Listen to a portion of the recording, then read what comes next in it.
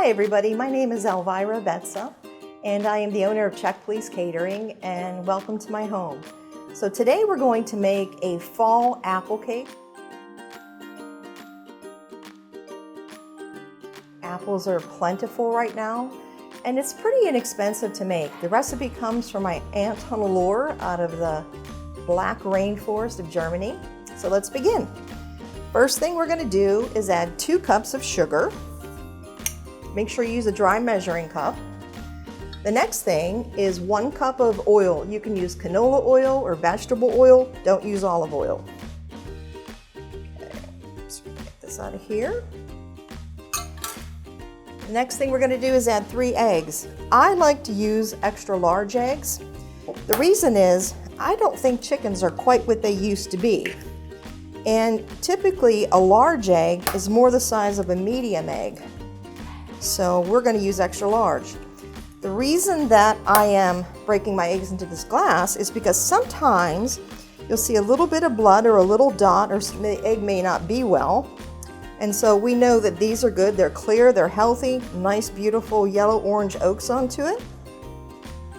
And last but not least, we're going to use some baking vanilla. So we're going to add 1 teaspoon of baking vanilla. Okay, so these are our wet ingredients. I'll let you take a look at what this looks like. And we are just going to mix this really well. It's going to give us a really light, yellow, creamy consistency. And what's nice about this recipe is you don't need a mixer.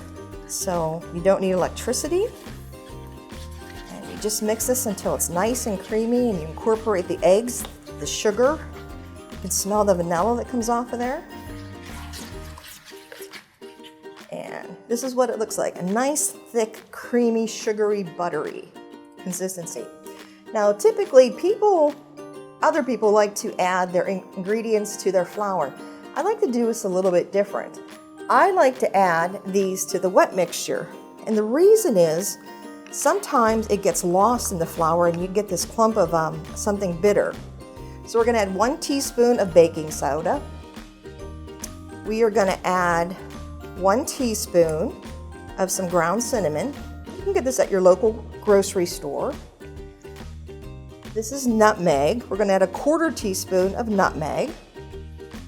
And we're going to add 1 teaspoon of salt. I like to use kosher salt. It's a little bit coarser. I think it has a great flavor, a nice consistency for baking. And then we're going to mix this. So now we're incorporating all of our flavors into this mixture, which ensures that we have a nice, flavorful apple cake and nothing's going to get caught up in our flour. Okay? So the next thing, I have 3 cups already pre-measured of all-purpose flour.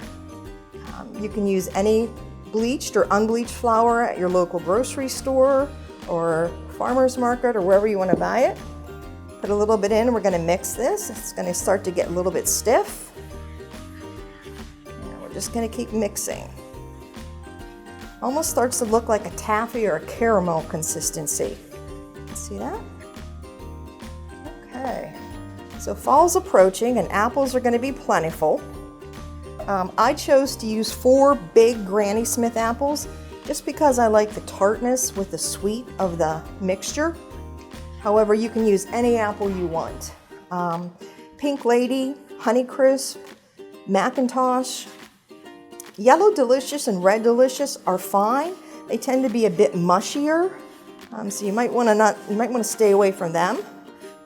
But as you can see, this starts incorporating into a nice dough. We're just going to keep mixing this till all the flour's incorporated into that nice caramel consistency. And next we are ready to add our apples. So, in order to save time, I peeled and quartered these apples ahead of time. And you can see they're not brown. So one of the things I do is I add my 4 apples, cored, peeled, and cut with 1 tablespoon of salt. This is what we used to do back in the day before we had fruit preservatives and different things. So I'm going to rinse these off from the salt, and then I'm going to add them to this mixture.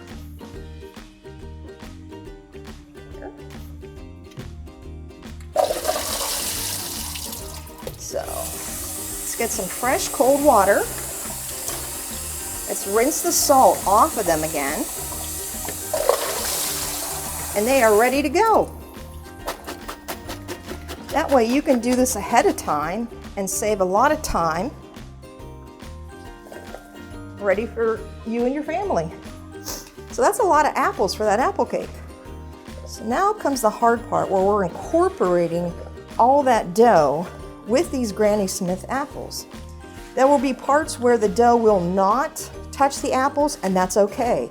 We want to make sure that we have a lot of apples, a lot of mixture, a lot of moisture.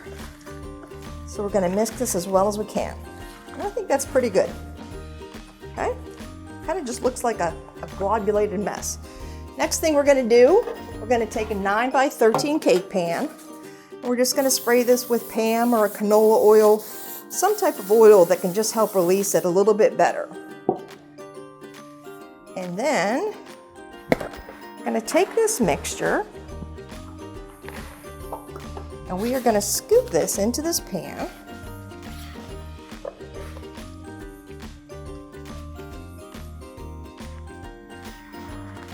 It's a little bit tough at this point, but oh, it is worth it. It is a nice, sweet, cake-like dough. You get those nice, warm Granny Smith apples that hit that dough. Oh, it's lovely.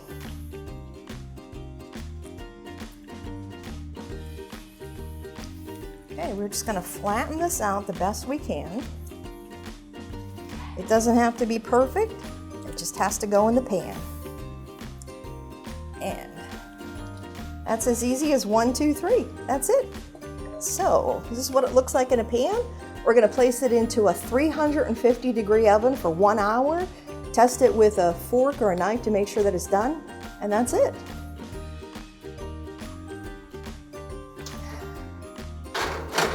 And there we go. You can cut this as you'd like. I hope you enjoy this from my kitchen to yours.